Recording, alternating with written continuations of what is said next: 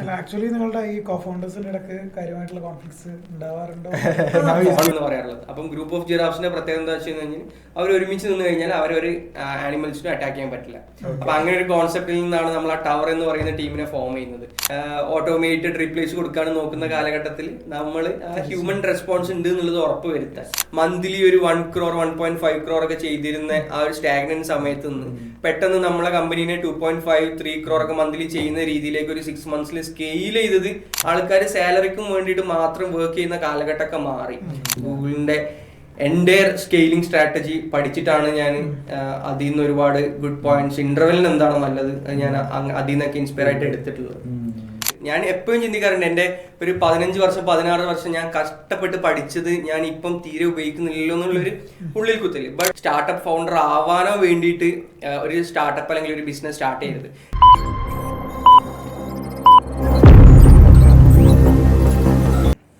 അല്ല ആക്ച്വലി നിങ്ങളുടെ ഈ കോഫൗണ്ടേഴ്സിന്റെ ഇടയ്ക്ക് കാര്യമായിട്ടുള്ള കോൺഫ്ലിക്ട്സ് ഉണ്ടാവാറുണ്ടോ കോൺഫ്ലിക്ട്സ് ഓഫ് കോഴ്സ്. ഇപ്പൊ ഞാനൊരു എക്സാമ്പിൾ പറയുകയാണെന്നുണ്ടെങ്കിൽ ഇപ്പൊ ഏതെങ്കിലും ഒരു ടെക് മൊഡ്യൂൾ ഔട്ട്സോഴ്സ് ചെയ്യുന്നതാണ്. 5 പേര് 3 പേര് പറയും ഔട്ട്സോഴ്സ് ചെയ്യാന്ന് പറയും, 2 പേരും ചെയ്യണ്ടെന്ന് പറയും. അപ്പം ഇത് മെജോറിറ്റി വിൻസ് എന്ന് പറയുന്ന സിനാരിയോ നമ്മുടെ ഇടയിൽ ഇല്ല. either 5 says yes or it's a no. അപ്പം ബാക്കി 3 പേരുടെ റെസ്പോൺസിബിലിറ്റി എന്താന്ന് വെച്ച് കഴിഞ്ഞാൽ ഈ 2 പേരെ കൺവിൻസ് ചെയ്യില്ല. ആ കൺവിൻസ് ചെയ്യുന്ന പ്രോസസ് ഈ 2 പേര് ആരാന്നുള്ളതിനനുസരിച്ചിരിക്കും. അപ്പം I don't want to name ഈ 2 പേര് വേറെ ലൈക്ക് ലെറ്റ്സ് സേ ആ 2 പേരിൽ ഒരാൾ ഞാനാണെന്നുണ്ടെങ്കിൽ കൺവിൻസ് ചെയ്യാനുള്ള സാധ്യത വളരെ കുറവാണ്. Because everyone do have a trust on my intuitions. അപ്പൊ അതുകൊണ്ട് അപ്പൊ ആ സമയത്ത് they will have a bad feeling but it's their responsibility to recover as they are the founders. അപ്പൊ അങ്ങനെ കോൺഫ്ലിക്ട്സ് ഓഫ് കോഴ്സ് ഉണ്ടാവും, ഡിഫറെന്റ് അഭിപ്രായങ്ങൾ ഉണ്ടാവും. അപ്പം അത് എങ്ങനെ യൂണിഫൈ ചെയ്യുന്നു എന്നുള്ളിടത്താണ് നമ്മുടെ സക്സസ്. ഈ പ്രൊഫഷണലേക്കാൾ കൂടുതൽ ഈ പേഴ്സണൽ ആയിട്ടും അവരുമായിട്ടാണ് ഏറ്റവും കൂടുതൽ എൻഗേജ് ചെയ്യേണ്ടത് എന്നൊക്കെ പറയാറുണ്ടല്ലോ. അങ്ങനെയൊക്കെ ഒരു സിസ്റ്റം അങ്ങനെ ഉണ്ടോ? പേഴ്സണലി എൻഗേജ് ചെയ്യുന്നതിൽ ഇപ്പൊ ഞാൻ ഇന്നലെ പോയി എന്ന് പറയാൻ ഞങ്ങൾ ഒരു 10-12 പേരാണ് പോയത്. നമ്മുടെ കുറച്ച് ക്ലോസ് സർക്കിളിലുള്ള 12 പേരിൽ നമ്മൾ 5 പേരുണ്ട്. അപ്പൊ നമ്മളെപ്പോഴും ഒരുമിച്ച് തന്നെയാണ്. നമ്മൾ ഫുഡ് കഴിക്കുന്നത് ഒരുമിച്ചാണ്, നമ്മൾ ട്രിപ്പ് പോകുന്നത് ഒരുമിച്ചാണ്.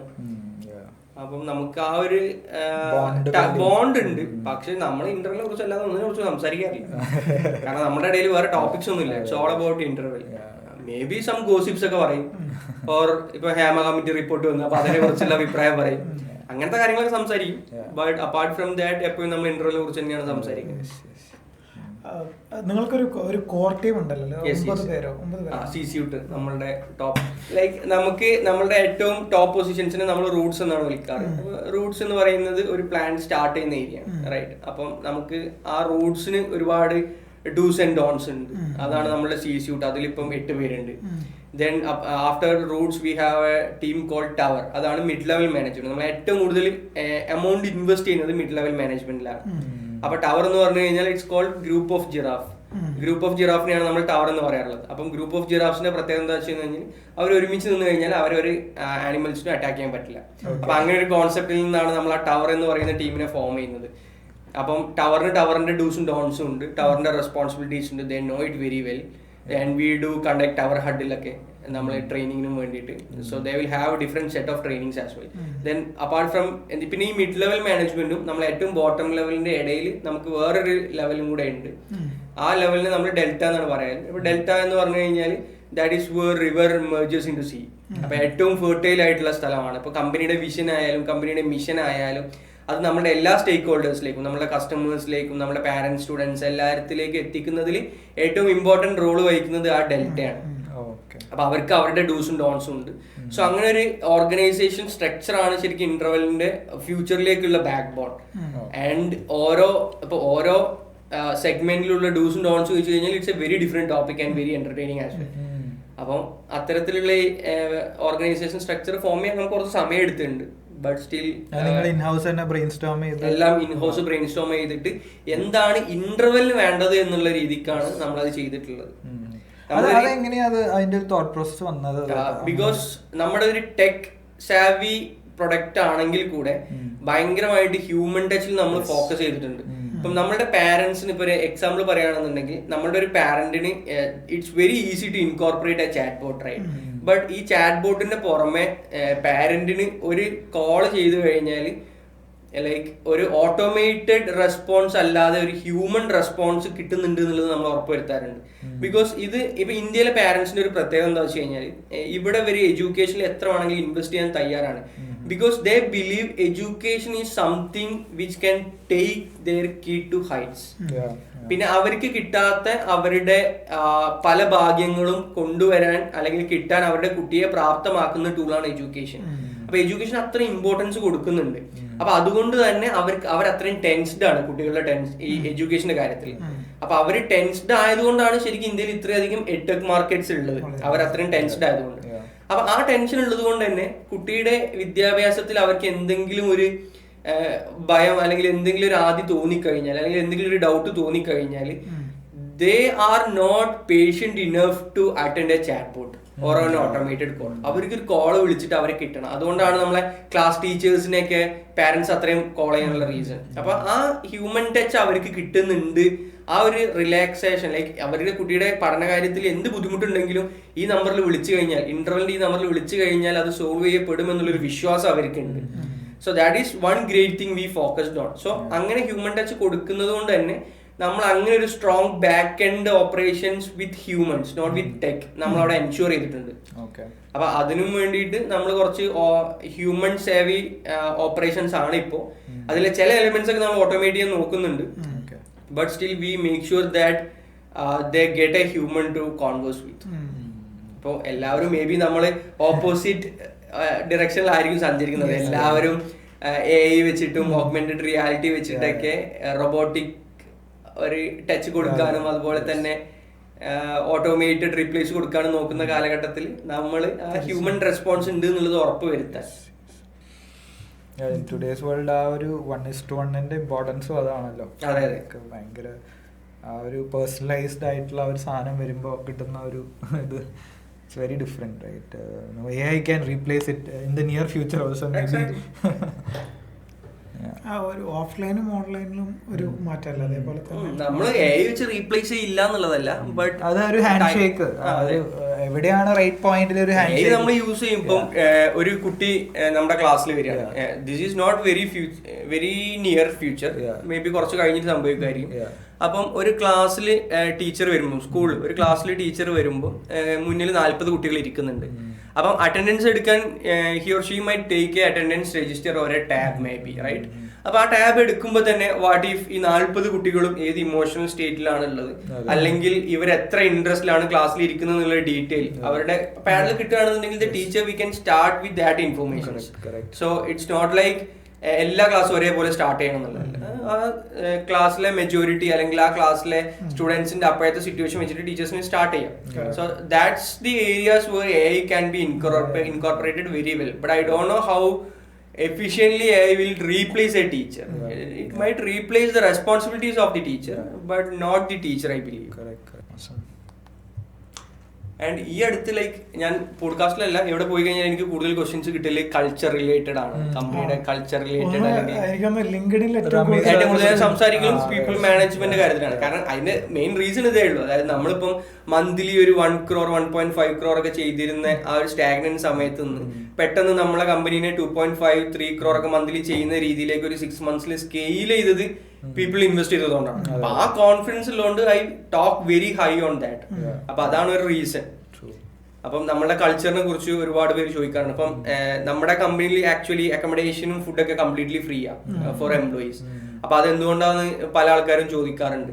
അപ്പം അതിന്റെ വൺ റീസൺ എന്ന് പറഞ്ഞു കഴിഞ്ഞാൽ നമ്മളുടെ ലോകം ഒരുപാട് മാറി, പക്ഷെ നമ്മളുടെ ഒരുപാട് മുന്നേയുള്ള ഒരുപാട് സിസ്റ്റംസ് ഇപ്പോഴും പല കമ്പനീസും ഫോളോ ചെയ്യുന്നുണ്ട്, ഈവൻ സ്റ്റാർട്ടപ്സ്. ഇപ്പൊ ഞാൻ എക്സാമ്പിൾസ് പറയാം. നമ്മുടെ ഈ check in check out punch out system ഉണ്ടല്ലോ, ഈ സിസ്റ്റം ശരിക്ക് ഇൻഡസ്ട്രിയൽ റവല്യൂഷൻ സമയത്ത് വരുന്നതാണ്. അതായത് ഈ ഫാക്ടറിയിലൊക്കെ ആൾക്കാർ ചെക്ക് ഇൻ ചെയ്യും, ചെക്ക് ഔട്ട് ചെയ്യും. അവരുടെ 6 hours അല്ലെങ്കിൽ 8 hours അവർ ആ ഫെസിലിറ്റിയുടെ ഉള്ളിൽ കിട്ടി കഴിഞ്ഞാൽ അവിടെ ലെറ്റ്സ് 800 യൂണിറ്റ്സ് പ്രൊഡ്യൂസ് ചെയ്യും. അപ്പം 9 hours ആയി കഴിഞ്ഞാൽ അവർ 900 യൂണിറ്റ്സ് പ്രൊഡ്യൂസ് ചെയ്യും. That's how factories and industries works. അപ്പൊ അന്ന് പഞ്ച് ഇൻ പഞ്ച് ഔട്ട് വളരെ റെലവെന്റ് ആണ്. But that doesn't make any sense in the current situation. And apart from industrial revolution, there were time in IT revolution. ആ IT revolution വന്ന സമയത്ത് നമ്മൾ എന്ത് ചെയ്തു, എത്ര ലൈൻ കോഡ് എഴുതി, അല്ലെങ്കിൽ ലെറ്റ്സ് സേ അവരുടെ സ്ക്രീന് മൗസ് പോകുന്നതെല്ലാം ഇവാലുവേറ്റ് ചെയ്യുക, അവർ ഏതൊക്കെ വെബ്സൈറ്റ്സ് നോക്കി, അല്ലെങ്കിൽ എത്ര ഇപ്പൊ അനലിസ്റ്റുകളൊക്കെ ആണെന്നുണ്ടെങ്കിൽ എത്ര ഇൻപുട്ട് അവർ അനലൈസ് ചെയ്യും. അതിൽ ഇൻട്രസ്റ്റിംഗ് കേസുകളുണ്ട്, ആൾക്കാർ അതിനെ ഹാക്ക് ചെയ്യണം. എക്സാക്ട്ലി, മൗസ് തൂക്കിയിട്ടിട്ട് ഒരുപാട് സിറ്റുവേഷൻസ്, വീഡിയോ കോൺഫറൻസസ് ആൾക്കാർ ഫേക്ക് ചെയ്യാൻ തുടങ്ങി. There are a lot of facilities to do that as well. But actually ഈ ഇൻഡസ്ട്രിയൽ റെവല്യൂഷൻ, IT റെവല്യൂഷനൊക്കെ എന്നോ കഴിഞ്ഞു പോയി. ഇപ്പൊ അതൊന്നും അങ്ങനെ ഒരു റെവല്യൂഷൻ ഇവിടെ ഇല്ല. ഇപ്പം what I strongly believe is a social revolution is happening. ആൾക്കാർ സാലറിക്കും വേണ്ടിയിട്ട് മാത്രം വർക്ക് ചെയ്യുന്ന കാലഘട്ടമൊക്കെ മാറി. ഇപ്പം എംപ്ലോയീസ് ഒക്കെ കുറച്ചും കൂടെ സെൽഫ് റെസ്പെക്റ്റും അവരുടെ കരിയർ ഡെവലപ്മെന്റ് ഒക്കെ ഫോക്കസ് ചെയ്യാൻ തുടങ്ങി. There are a lot of people personally എനിക്ക് അറിയാവുന്നവരുണ്ട്, കരിയർ ഡെവലപ്മെന്റ് മാത്രം ഫോക്കസ് ചെയ്തിട്ട് ഹാഫ് സാലറിക്കൊക്കെ വർക്ക് ചെയ്യുന്നവർ ഒരുപാട് പേരുണ്ട്. സോ അങ്ങനെ ഒരു സോഷ്യൽ റെവല്യൂഷൻ സമയത്ത് ഇപ്പം സ്റ്റാർട്ടപ്സിന് കേസ് എടുക്കാം. ഏത് ടെക് സ്റ്റാർട്ടപ്പ് ആണെങ്കിലും apart from all the tech talents or whatever skills they have, അവരുടെ scalability purely depends upon how creative their employees are. അല്ലെങ്കിൽ ആ എംപ്ലോയീസിന് എത്ര ഓണർഷിപ്പ് ഉണ്ട് എന്നുള്ളതിനെ ഡിപ്പെൻഡ് ചെയ്തിരിക്കുന്നു. അപ്പം ഈ ക്രിയേറ്റിവിറ്റിയെ നമ്മൾ എങ്ങനെ മെഷർ ചെയ്യാം? ഒരാൾ ക്രിയേറ്റീവ് ആയാൽ മാത്രം പോരാ, ക്രിയേറ്റിവിറ്റി അയാൾ എക്സിക്യൂട്ട് ചെയ്യണം, അല്ലെങ്കിൽ ആ ക്രിയേറ്റിവിറ്റി ഓർഗനൈസേഷന് വേണ്ടിയിട്ട് സ്പെൻഡ് ചെയ്യണം. അപ്പൊ അത് എല്ലാം നമുക്ക് KPIs വെച്ച് മെഷർ ചെയ്യാൻ പറ്റുന്നതല്ല. We can only expect the outcome. അപ്പൊ അതിന് വേണ്ടിയിട്ട് നമുക്ക് ചെയ്യാൻ പറ്റുന്നത് എന്താ? അവിടെ ഒരു ലേണിംഗ് എൻവയോൺമെന്റ് ക്രിയേറ്റ് ചെയ്യാം, അല്ലെങ്കിൽ അവർക്ക് അവരുടെ ക്രിയേറ്റിവിറ്റി 100% പൊട്ടൻഷ്യലിൽ എക്സിക്യൂട്ട് ചെയ്യാനുള്ള ഒരു എൻവയോൺമെന്റ് സെറ്റ് ചെയ്യാം. അതാണ് നമുക്ക് ചെയ്യാൻ പറ്റുക. And we hope that they come up with the creativity. അപ്പൊ എങ്ങനെയാണ് ഈ സ്റ്റാർട്ടപ്സ് സ്കെയിൽ ചെയ്യുന്നത് ചോദിച്ചു കഴിഞ്ഞാൽ it is all about solving problems. അപ്പൊ ഒരു സിഇഒക്കോ ഒരു ഫൗണ്ടർക്കോ കമ്പനിയിലുള്ള എല്ലാ പ്രോബ്ലംസും സോൾവ് ചെയ്യാൻ പറ്റത്തില്ല. So now what I believe is ഇന്ന് മാത്രം ഒരു 1000 പ്രോബ്ലംസ് ഉണ്ടാവും. അപ്പൊ how could I or my cofounders attend to the 1000 problems, right? അപ്പൊ ഈ 1000 പ്രോബ്ലംസിന് അറ്റൻഡ് ചെയ്യുന്നത് എന്റെ ടീമാണ്. So there are 2 options. Either they can attend and go, or either they can attend and solve the problem in the most creative way, which is more sustainable. Right. You were talking about that 11th task or something. Exactly. അപ്പം അവർക്ക് normally ഒരു 10 ടാസ്കുകൾ ഉണ്ടാവും. ആ 10 ടാസ്കുകൾ അവർ ചെയ്യും പോകും. അങ്ങനെ പോരാ നമുക്ക്. ഇത് കമ്പനി സ്കെയിൽ ആവണമെങ്കിൽ ആ 10th ടാസ്കിന്റെ പുറമെ അവർ ഒരു 11th ടാസ്ക് ഫൈൻഡ് ചെയ്തിട്ട് അത് ചെയ്യണം. സോ ദർ ആർ ലൈക്ക് അവർക്ക് 10th പുറമെ 11th 12th ഉള്ള സ്പേസ് അവിടെ ഉണ്ട്. Because there are lot of problems to be solve. അത് ഡയറക്ട്ലി അവർ സോൾവ് ചെയ്യേണ്ട പ്രോബ്ലം ആയിരിക്കില്ല, ബട്ട് ദേ ക്യാൻ സോൾവ്. അപ്പൊ ആ ഓണർഷിപ്പ് അവർ എടുത്തിട്ട് അതിനെ മോസ്റ്റ് ക്രിയേറ്റീവ് വേയിൽ സോൾവ് ചെയ്യണമെങ്കിൽ നമ്മുടെ കമ്പനിയിൽ ആ എൻവയോൺമെന്റ് വേണം. അപ്പൊ അത് തിരിച്ചറിഞ്ഞിട്ട് അതിനനുസരിച്ചുള്ള ഒരു ലീഡർഷിപ്പ് സ്റ്റൈലും കമ്പനി കൾച്ചറൊക്കെ ചെയ്യുകയാണെന്നുണ്ടെങ്കിൽ it will be better and it will be easy to scale businesses. So നമ്മുടെ കമ്പനിയിൽ നിന്ന് ഈച്ച് എംപ്ലോയീസിനെ ഓൺബോർഡ് ചെയ്യുമ്പോൾ നമ്മൾ എല്ലാ ട്രെയിനിങ്ങിന്റെയും പുറമെ നമ്മൾ കൾച്ചർ ട്രെയിനിങ് കൊടുക്കും. ഇതാണ് നമ്മുടെ കമ്പനിയിലെ culture. You will have to live with it, you will have to follow the guide lines. അപ്പൊ അതുമായിട്ട് അവർക്ക് അസോസിയേറ്റ് ചെയ്യാൻ പറ്റില്ല എന്നുണ്ടെങ്കിൽ you can take an exit. അതാണ് അവർക്ക് ഓപ്ഷൻ ഉള്ളൂ. അവരിനി എത്ര വർഷത്തെ എക്സ്പീരിയൻസ്, ഇനിയിപ്പോൾ 15 വർഷത്തെ എക്സ്പീരിയൻസ് ഉണ്ട് എനിക്ക്, ഞാൻ ഇങ്ങനെയാണ് കാര്യങ്ങൾ ചെയ്യുക എന്ന് പറഞ്ഞിട്ട് അത് നമ്മുടെ കമ്പനി വാല്യൂസിന് ഓപ്പോസിറ്റ് ആണ് എന്നുണ്ടെങ്കിൽ വി വോണ്ട് അഫോർഡ്. അത് നമുക്ക് എന്റർടൈൻ ചെയ്യാൻ പറ്റത്തില്ല.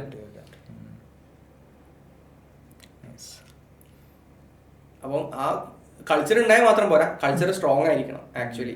അപ്പൊ കൾച്ചർ സ്ട്രോങ് അല്ലെങ്കിലുള്ള പ്രശ്നം എന്താ വെച്ച് കഴിഞ്ഞാൽ if culture is strong people will adapt to it, but if the culture is weak, culture will adapt to the people. അതാണ് പ്രശ്നം. അപ്പം നമ്മുടെ കൾച്ചർ നമ്മൾ ഡിഫൈൻ ചെയ്തിട്ട് ആ കൾച്ചർ നമ്മൾ വെരി സ്ട്രോങ്ലി എക്സിക്യൂട്ട് ചെയ്യണം. അതിൽ ഈ പറയുന്ന ഒന്ന് നമ്മൾ പറഞ്ഞതുപോലെ അവർക്കുള്ള ഫെസിലിറ്റീസ് കൂടുതൽ കൊടുക്കുന്നു എന്നുള്ളത്, ഈ പറയുന്ന KPIൻ്റെ മറ്റൊക്കെ മുകളിലേക്കുള്ള കാര്യങ്ങൾ അവർ പ്രോബ്ലംസ് കണ്ടെത്തി ചെയ്യാൻ വേറെ എന്തൊക്കെയാണ് അതിൽ ചെയ്യുന്ന കാര്യങ്ങളുള്ളത്? ആ ഒരു ഓണർഷിപ്പ് എടുക്കാൻ വേണ്ടിയിട്ട് ഓണർഷിപ്പ് എടുക്കാനും വേണ്ടിയിട്ട് വി ഹാവ് സംതിങ് കോഡ്. നമ്മൾ OKRs ചെയ്യാറുണ്ട്. OKRs നമ്മുടെ പല മാനേജീരിയൽ ലെവൽസിലുണ്ട്. But apart from the committed objectives they take in each quarter, they have an option to try out for an aspirational objective. അപ്പൊ ആസ്പിറേഷണൽ ഒബ്ജക്റ്റീവും committed ഒബ്ജക്റ്റീവും തമ്മിൽ difference എന്താണെന്ന് വെച്ച് കഴിഞ്ഞാൽ കമ്മിറ്റഡ് ഒബ്ജക്റ്റീവ് അവർ ആ ക്വാർട്ടറിൽ ചെയ്ത് തീർക്കേണ്ട വർക്ക് ആയിരിക്കും, അല്ലെങ്കിൽ അവർ തന്നെ കണ്ടെത്തിയിട്ടുള്ള അവരുടെ അടുത്ത 3 മാസത്തേക്കുള്ള പ്ലാൻ ആയിരിക്കും. Apart from that, if one of our employee needs to experiment something, അതിനുള്ള സ്പേസ് അവർക്ക് വേണം. അപ്പം അവർക്ക് ഒരു 1000 ടാസ്ക് അടുത്ത 3 മാസത്തേക്ക് ഉണ്ട് എന്നുള്ളത് അവർക്കൊരു എക്സ്പെരിമെന്റ് ചെയ്യാതിരിക്കാനുള്ള റീസൺ ആവരുത്. അപ്പൊ ആ എക്സ്പെരിമെന്റിനുള്ള സ്പേസ് ഉണ്ട് എന്നുള്ളത് നമ്മൾ ഉറപ്പ് വരുത്താറുണ്ട്. അപ്പം they can take aspirational objective. അപ്പൊ ആസ്പിറേഷണൽ ഒബ്ജക്റ്റീവിന്റെ ഒരു ഡെഫിനിഷൻ എന്താണെന്ന് വെച്ച് കഴിഞ്ഞാൽ ഇറ്റ് ലുക്സ് ലൈക്ക് ഇമ്പോസിബിൾ. ആ ഒബ്ജക്റ്റീവ് ഭയങ്കര ഇമ്പോസിബിൾ ആയിരിക്കും. I will tell you with an example. ഇപ്പൊ നമ്മുടെ മാർക്കറ്റിംഗ് മാനേജർ പറയാണ് നമുക്കിപ്പം 36 കൺട്രീസിൽ കസ്റ്റമേഴ്സ് ഉണ്ട്, നെക്സ്റ്റ് ഒരു ക്വാർട്ടറിൽ നമ്മൾ 100 കൺട്രീസിന് കസ്റ്റമേഴ്സിന് കൊണ്ടുവരുന്നു. ലുക്സ് ലൈക്ക് എക്സാക്ട്ലി അത് ഇമ്പോസിബിൾ ഇവന്റ് ആയിട്ട് നമുക്ക് ഫീൽ ചെയ്യും. ബട്ട് സ്റ്റിൽ ഒരാൾക്ക് അങ്ങനെ ട്രൈ ഔട്ട് ചെയ്യണം തോന്നി കഴിഞ്ഞാൽ അതിനുള്ള എൻവയോൺമെന്റ് വേണം. അപ്പം he can pick an aspirational objective for an OKR അല്ലെങ്കിൽ ഫോർ എ ക്വാർട്ടർ. അപ്പൊ ആ ക്വാർട്ടറിലേക്ക് അപ്പൊ ആ 3 മാസത്തേക്ക് അവർക്ക് അത് എക്സ്പെരിമെന്റ് ചെയ്യാനുള്ള ഒരു സ്പേസും കൂടെ നമ്മൾ അവരുടെ യൂഷ്വൽ ടാസ്കുകളിൽ നിന്ന് ആ സ്പേസ് കൊടുക്കും. അപ്പൊ യൂഷ്വൽ ടാസ്കുകളിൽ അല്ലെങ്കിൽ യൂഷ്വൽ കമ്മിറ്റഡ് ഒബ്ജക്റ്റീവ്സിൽ നിന്ന് നമ്മൾ ആ ചെറിയ സ്പേസ് കൊടുത്തിട്ട് അവർക്ക് ആ എക്സ്പെരിമെന്റ് ചെയ്യാനുള്ള സ്പേസ് നമ്മൾ ക്രിയേറ്റ് ചെയ്യുന്നതാണ്. So Google ഈ പറഞ്ഞ പോലെ Fridays experimental project. Google is a great organization who have done OKRs wonderfully. അപ്പൊ അതുപോലെ ഒരു പെർസെന്റേജ് ഉണ്ടാവും അല്ലെ. സോ മേ ബി ഇറ്റ്സ് 100% ആളുടെ ബാൻഡ് വിഡ്ത്ത് ആണെങ്കിൽ ഒരു 10% ഫ്രീ ആക്കി ഇടും. ആ 10% U can take A aspiration. And there are some time which we given a leverage of 40 to 45% in their quarters. അവരുടെ ക്വാർട്ടേഴ്സിൽ 40% വരെ നമ്മൾ ആ സ്പേസ് കൊടുത്തിട്ടുള്ള ആൾക്കാരുണ്ട്. That depends upon how big their aspirations are. അതവരുടെ പെർഫോമൻസ് മെഷർ ചെയ്യുന്നതിലുപരി of course അവരുടെ ownership എടുക്കുന്നത്, അവർ എക്സ്പെരിമെന്റ് എടുക്കുന്നത് shows how good leader they are, right, and how visionary they are. അത് ശരിക്കും ഓണർഷിപ്പ് എടുക്കുക എന്ന് പറയുന്നത് ഇറ്റ്സ് എ ഗ്രേറ്റ് തിങ്. ഞാൻ എപ്പോഴും പറയുന്ന ഒരു എക്സാമ്പിൾ, അതായത് ഇപ്പൊ നമ്മളൊരു കാറ് വാങ്ങി, ഒരു കാറ് വാങ്ങുന്നത് ഒരു കാർ റെന്റ് ചെയ്യുന്നു തമ്മിലുള്ള ഡിഫറൻറ്റ് കാണണമെങ്കിൽ ഒരു 1 വീക്ക് ആ കാർ യൂസ് ചെയ്തിട്ട് ആ കാറിനെ പോയി നോക്കിയാൽ മതി. അതായത് ആ കാറിന്റെ റെന്റ് ചെയ്ത കാറിന്റെ വീൽ അലൈൻമെന്റ് നമ്മൾ ചെക്ക് ചെയ്യത്തില്ല, അല്ലെങ്കിൽ അത് നമ്മൾ കണ്ടിന്യൂസ്ലി വാഷ് ചെയ്യത്തില്ല. ബിക്കോസ് നമ്മൾ അതൊരു ലോങ് ടേം യൂസിന് വേണ്ടിയിട്ട് ചെയ്യുന്നതല്ല. അപ്പൊ ആ കാർ ഒരുപാട് കാലം ഓടണം എന്നുള്ള ഒരാഗ്രഹം നമുക്ക് ഉണ്ടാവില്ല. ബട്ട് ഒരു കാറ് വാങ്ങിയാൽ അങ്ങനെയല്ല, നമ്മൾ അതിനെ യൂസ് ചെയ്യുന്നത്, നമ്മൾ അതിനെ ട്രീറ്റ് ചെയ്യുന്നതിനൊക്കെ ഈ കാർ നമ്മൾ ഒരുപാട് കാലത്തേക്ക് യൂസ് ചെയ്യണം എന്നുള്ളതാണല്ലോ. So that is how leadership also works. ലീഡർഷിപ്പിൽ ആ ഓണർഷിപ്പ് എടുത്തിട്ട് ചെയ്യുകയാണെന്നുണ്ടെങ്കിൽ ഈ ഓർഗനൈസേഷനെ ഒരു ലോങ് ടേം സസ്റ്റൈനബിലിറ്റിയിലേക്ക് കൊണ്ടുപോകാനുള്ള കാര്യങ്ങളാണ് നമ്മൾ ഇപ്പോഴേ ചെയ്തുകൊണ്ട് വരിക.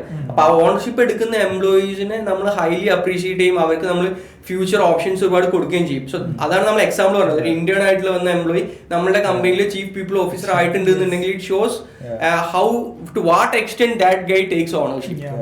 അപ്പൊ നമ്മൾ എന്ത് പറഞ്ഞു കഴിഞ്ഞാലും അത് അയാളുടെ ടാസ്ക് അല്ലെങ്കിലും ആരും യെസ് പറഞ്ഞില്ലെങ്കിൽ ഐ വിൽ ഡു ദാറ്റ് എന്ന് പറയുന്ന ആ മെന്റാലിറ്റിയാണ് നമ്മൾ അവിടെ അപ്രീഷിയേറ്റ് ചെയ്തിട്ടുള്ളത്. ഒരു റീസെന്റ് ന്യൂസ് ഉണ്ടായിരുന്നില്ലേ, സൊമാറ്റോയില് delivery boy became the product manager.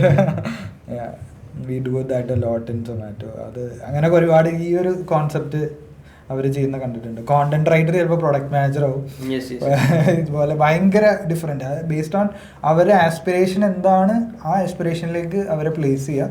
And we have seen wonderful results. Like നമ്മുടെ ഇപ്പം നമുക്കും പ്രൊഡക്റ്റ് മാനേജേഴ്സ് അല്ല, പ്രൊജക്ട് മാനേജേഴ്സ് ഉണ്ട്. നമുക്ക് ഒരുപാട് പ്രൊജക്ട്സ് വിത്തിൻ ഉണ്ട്. ലൈക്ക് നമ്മുടെ കമ്പനിയുടെ ഉള്ളിൽ തന്നെ വിത്തിൻ ഒരുപാട് കമ്പനീസ് പോലെയാണ്. But they are not separate legal entities, they are different projects. അപ്പൊ ആ പ്രൊജക്ട്സിൽ one of the top performing project manager നമ്മുടെ ടെലികോളർ ആയിട്ട് നമ്മൾ ഹയർ ചെയ്തിട്ടുള്ളതാണ്. കൾച്ചർ എന്തായാലും ഭയങ്കരമായിട്ട്. അതെ, I think Interval is sitting on that big culture you have built, right? Yes. Again, ആ കൾച്ചർ എവർ ഇവോൾവിംഗ് ആണ്. അപ്പൊ നമ്മൾ ഇപ്പോഴും ആ കൾച്ചറിനെ കണ്ടിന്യൂസ്ലി ഇങ്ങനെ ഇവോൾവ് ചെയ്തുകൊണ്ടേയിരിക്കും, സ്റ്റൈല് മാറ്റിക്കൊണ്ടേയിരിക്കും. ഈ കൾച്ചർ കൊണ്ടുവരുന്നതിൽ ഐ മീൻ നിങ്ങളുടെ ഫൗണ്ടേഴ്സ് തന്നെ ഇനിഷ്യേറ്റീവ് എടുത്തൊരു പുറത്തുനിന്ന് എന്തെങ്കിലും സപ്പോർട്ട് അതിലേക്ക് ഇല്ല, നമ്മൾ തന്നെ ഒരുപാട് റിസർച്ച് ചെയ്യും. അഗെയിൻ എനിക്ക് റിസർച്ച് ചെയ്യാൻ ഭയങ്കര താല്പര്യമാണ്. അപ്പം ഞാൻ OKRs ആക്ച്വലി ഇംപ്ലിമെന്റ് ചെയ്തത് അഗെയിൻ ഗൂഗിളിന് ഇൻസ്പയർ ആയിക്കൊണ്ടാണ്. അപ്പം ഗൂഗിളിന്റെ എൻഡയർ സ്കെയിലിംഗ് സ്ട്രാറ്റജി പഠിച്ചിട്ടാണ് ഞാൻ അതിൽ നിന്ന് ഒരുപാട് ഗുഡ് പോയിന്റ്സ്, ഇന്റർവെല്ലിന് എന്താണ് നല്ലത്, ഞാൻ അതിൽ നിന്നൊക്കെ ഇൻസ്പയർ ആയിട്ട് എടുത്തിട്ടുള്ളത്. So that depends upon our research. നമ്മൾ കൂടുതൽ റിസർച്ച് ചെയ്തിട്ട് തന്നെയാണ് നമ്മൾ ഇംപ്ലിമെന്റ് ചെയ്യാറുള്ളത്. കൺസൾട്ടൻസ് നമുക്ക് ഇതുവരെ വർക്ക് ആയിട്ടില്ല എന്നുള്ളതാണ് സത്യം. അത് വർക്ക് മേ ബി നമ്മുടെ മിസ്റ്റേക്ക് ആയിരിക്കും, അല്ലെങ്കിൽ അവരുടെ മിസ്റ്റേക്ക് ആയിരിക്കും. I don't want to blame anyone, but somehow it didn't work. എന്താണ് advice to like, so we have audience as entrepreneurs ഉണ്ടാവും, യങ്ങർ ഓൺടർപ്രണേഴ്സ് ഉണ്ട്, മിഡ് സ്റ്റേജിലുള്ള ഓൺടർപ്രണേഴ്സ് ഉണ്ട്, പലതരത്തിലുള്ള വ്യൂവേഴ്സ് ഉണ്ട്, but mostly entrepreneurs and business owners. അപ്പോൾ അവർക്ക് കൊടുക്കാൻ പറ്റുന്ന one advice from your side? Actually ഒരുപാട് അഡ്വൈസ് കൊടുക്കണമെന്ന് എപ്പോഴും ആഗ്രഹിക്കുന്ന ആളാണ് ഞാൻ. But one thing which I always tell to young entrepreneurs or students is the learning mentality. നമ്മളാരും ലൈക്ക് ഒരു 20 years എക്സ്പീരിയൻസ് ഉള്ളവരല്ലല്ലോ, അല്ലെങ്കിൽ മുന്നേ ഒരു ഫൗണ്ടർ ലൈഫ് എത്രത്തോളം ആൾക്കാർക്ക് ഉണ്ടെന്ന് എനിക്കറിയില്ല. സോ ആ ലേൺ അൺലേൺ റീലേൺ എന്ന് പറയുന്ന പ്രോസസ്സിൽ സ്ട്രോങ് ആയിട്ട് വിശ്വസിക്കുന്നു. നമുക്ക് നമ്മുടെ കോൺസെപ്റ്റ്സ് എപ്പോഴും ഫ്ലെക്സിബിൾ ആയിരിക്കണം, അത് അഡാപ്റ്റീവ് ആയിരിക്കണം ടു ദി സിറ്റുവേഷൻ. അപ്പം നമ്മൾ ചില കാര്യങ്ങൾ നമ്മൾ ശരിയാണെന്ന് വിശ്വസിച്ച ചില കാര്യങ്ങൾ ചില പെർട്ടിക്കുലർ മൊമെന്റ് ഓഫ് ലൈഫിൽ അത് തെറ്റാണെന്ന് മനസ്സിലാവുമ്പോൾ അതിനെ അൺലേൺ ചെയ്തിട്ട് പുതിയ തിയറി നമുക്ക് ഫോർമുലേറ്റ് ചെയ്യാനുള്ള ആ ഒരു മെന്റാലിറ്റി നമുക്ക് വേണം. That is very important to survive in the current scenario എന്നുള്ളതാണ്. And apart from that, one thing which I actually felt is നമ്മുടെ ലൈഫ് എന്ന് പറയുന്നത് it all depends upon the choices, not the gifts we have. Like ഞാൻ initially അത് വിചാരിച്ചിരുന്നു, like എനിക്ക് personally കുറച്ച് gift ഉണ്ട്. ഞാൻ ജനിച്ചത് മുതലേ അക്കാഡമിക്കലി ഭയങ്കര സ്ട്രോങ് ആണ്, എനിക്ക് ഒരുപാട് മാർക്സ് ഉണ്ട്. So I believe that something related to academics I have to be, അതാണ് എൻ്റെ കോർ ഏരിയ എന്നുള്ളത്. പക്ഷേ എനിക്ക് throughout my entrepreneur life എനിക്ക് മനസ്സിലായ ഒരു കാര്യം എന്താണെന്ന് വെച്ച് കഴിഞ്ഞാൽ, എനിക്ക് ഗിഫ്റ്റ് കിട്ടിയത് that is not something I earned, അത് ഗോഡ് എനിക്ക് തന്നതാണ്. സോ അതിൽ നമ്മൾ ഒരുപാട് പ്രൗഡ് ആവുന്നതിൽ, അതിനെ നമ്മൾ ഒരുപാട് ഡിപ്പെൻഡ് ചെയ്യുന്നതിലോ കാര്യമില്ല. So life is not about the gifts we have. നമുക്ക് ഒരുപാട് ഗിഫ്റ്റ്സ് ഉണ്ട്, അതിൽ നമുക്ക് സന്തോഷിക്കാം, അത് നമുക്ക് എൻജോയ് ചെയ്യാം, നമുക്ക് സെലിബ്രേറ്റ് ചെയ്യാം. You should not be proud of your gifts. You should be proud of what you have earned. അപ്പം ഞാൻ എൻ്റെ ലൈഫിൽ എന്ത് ഏൺ ചെയ്തു എന്ന് ചോദിച്ചു കഴിഞ്ഞാൽ, അത് ഞാൻ എൻ്റെ എല്ലാ gift apart from all the gifts I have, ഞാൻ എൻ്റെ ഓൺട്രപ്രണർ ലൈഫ് അല്ലെങ്കിൽ ഒരു ബ്രാൻഡ് ബിൽഡ് ചെയ്തു. അപ്പം this is something which I believe എനിക്ക് പാരമ്പര്യമായിട്ട് കിട്ടിയതോ അല്ലെങ്കിൽ ഞാൻ ജന്മന എനിക്കുള്ള ഒരു സിദ്ധിയല്ല ഒരു ലീഡർ എന്ന് പറയുന്ന സംഭവം. അപ്പം ഞാൻ ഏൺ ചെയ്തതാണ്, ഞാൻ പഠിച്ചെടുത്തതാണ് എൻ്റെ ലേണിംഗ് ബിഹേവിയർ വെച്ചിട്ടുള്ളത്. So that is where you should show your pride. നിങ്ങൾക്ക് നമ്മൾ അഭിമാനിക്കേണ്ട കാര്യം അതാണ്, അല്ലാതെ നമ്മുടെ ഗിഫ്റ്റ്സിലല്ല. അപ്പം life is all about the choices we make. അപ്പം നമുക്ക് ലൈഫിൻ്റെ ചില മൊമെന്റിൽ നമ്മൾ ചില കാര്യങ്ങൾ അൺലേൺ ചെയ്തിട്ട്, ഞാൻ എപ്പോഴും ചിന്തിക്കാറുണ്ട് എൻ്റെ ഒരു 15 വർഷം 16 വർഷം ഞാൻ കഷ്ടപ്പെട്ട് പഠിച്ചത് ഞാൻ ഇപ്പം തീരെ ഉപയോഗിക്കുന്നില്ലല്ലോ എന്നുള്ളൊരു ഉള്ളിൽ കുത്തല്. But what I really felt is ഞാനത് അൺലേൺ ചെയ്ത് ഞാനത് റീലേൺ ചെയ്തപ്പോഴാണ് ഞാൻ ശരിക്ക് ഒരു ഇല്ലിറ്ററേറ്റ് അല്ലാതായിട്ട് മാറിയത്. There is a very famous quote that says that illiterate of the future is not those who cannot read or write. Those are the persons who cannot learn, unlearn and relearn. And I feel it is very strong in my case. So എല്ലാവരും ആ ഒരു learning mentality എപ്പോഴും develop ചെയ്യണം എന്നുള്ളതാണ് എനിക്ക് പറയാനുള്ളത്. And again for people who are going to start a business, I would like to tell that don't start a business for the sake of starting a business. ഒരു businessman ആവാനോ അല്ലെങ്കിൽ ഒരു startup founder ആവാനോ വേണ്ടിയിട്ട് ഒരു startup അല്ലെങ്കിൽ ഒരു business start ചെയ്യരുത്. കാരണം ഇപ്പോഴത്തെ നമ്മുടെ എക്കോ സിസ്റ്റം സ്റ്റുഡൻസിന് ഒരുപാട് എന്റർപ്രണേഴ്സ് ആവാൻ വേണ്ടി മോട്ടിവേറ്റ് ചെയ്യുന്നത് കൊണ്ടാണ് ഞാനത് പറയുന്നത്. Because you should actually love a problem, then love a solution, then love your brand. അങ്ങനെയാണ് ശരിക്കും നമ്മളൊരു ബിസിനസ്സിലേക്ക് കടന്നു വരേണ്ടത്, അല്ലാതെ not for the sake of starting a business. So ഇനി ആരെങ്കിലും ബിസിനസ് സ്റ്റാർട്ട് ചെയ്യാൻ പോകുന്നുണ്ടെങ്കിൽ I have to remind them that's how you become a startup founder or businessman. So those are the two things which I would like to share. Awesome. So that's for today.